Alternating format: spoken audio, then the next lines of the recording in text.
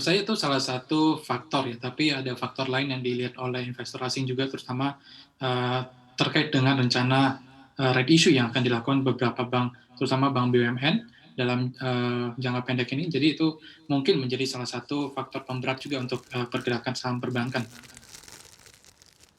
Baik, kita akan coba tanya kepada Arif. Arif, kalau menurut analisa Anda seperti apa, Arif? Sepanjang tahun berjalan memang bank-bank besar, bank buku 4 itu ramai-ramai kena koreksi ya. Mereka membuka rata-rata koreksi harga saham sekitar 8 persenan, 7 persenan. Tetapi BRI ini masih mendingan, year to date kalau nggak salah masih 4,8% dibandingkan BCA yang 8% atau Bank BTN yang 17% minus.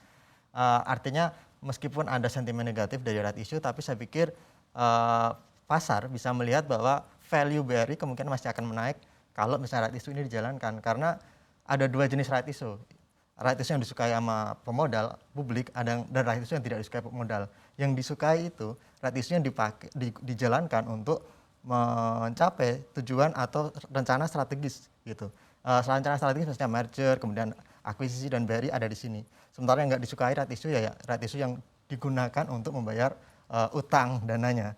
Jadi ada problem secara fundamental, kemudian mereka mencari pendanaan yang murah lewat right issue, dan itu dipakai untuk bayar utang. Dan ini nggak disukai oleh investor publik. Tapi kalau right issue di BRI ini saya melihat ya ini lebih pada pilihan untuk mencapai skala bisnis yang lebih besar, menguasai PNM, kemudian Pegadaian dengan imbal hasil pergantian saham pemerintah yang ada di sana, imbang mekanismenya.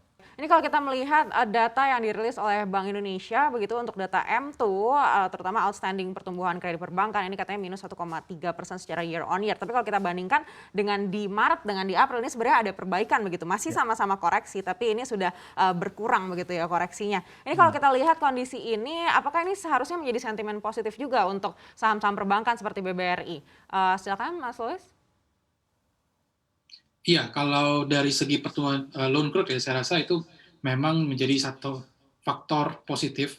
Tapi saya rasa yang perlu dilihat oleh market sekarang adalah bagaimana bank-bank ini sudah bisa survive melewati masa krisis pandemi ya. Dan kalau soal loan growth, saya rasa itu tinggal waktunya saja. Soon or later, loan growth pasti akan pick up seiring dengan pertumbuhan ekonomi. Tapi untuk saat ini mungkin loan growth yang masih melandai atau masih minus ya, saya rasa mungkin bukan terlalu bisa kita bilang ini bukan satu hal yang negatif, tapi yang perlu kita lihat adalah trennya. Trennya ini sudah membaik, dan kedepannya kita expect di second half loan growth itu akan mulai membaik, dan mungkin untuk full year bisa mencapai 3-5% pertumbuhannya untuk sektor perbankan.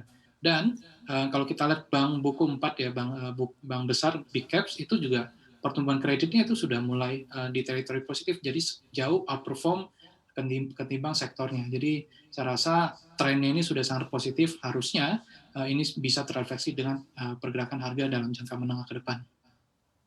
3-5% Arif katanya. Kalau menurut proyeksi Anda, apakah bisa mencapai persentase tersebut?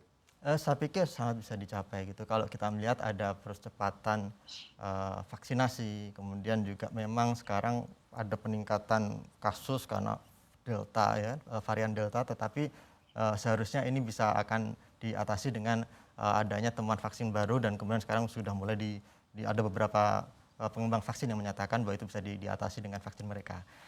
Poinnya saya pikir kita harus melihat kepada laporan Moody's misalnya. Moody's ini kan dia mengawasi kinerja para emiten atau emiten obligasi di Indonesia termasuk perbankan, dan menurut mereka dalam laporan per Juni kemarin Global Emerging Market Bank Chartbook mereka itu menyebutkan kalau di Indonesia tuh NIM perbankan kita masih tertinggi kedua, meskipun kita tertekan ya NIM-nya kemarin karena pandemi, tetapi masih terhitung tertinggi kedua setelah Argentina gitu di antara emerging market seluruh dunia.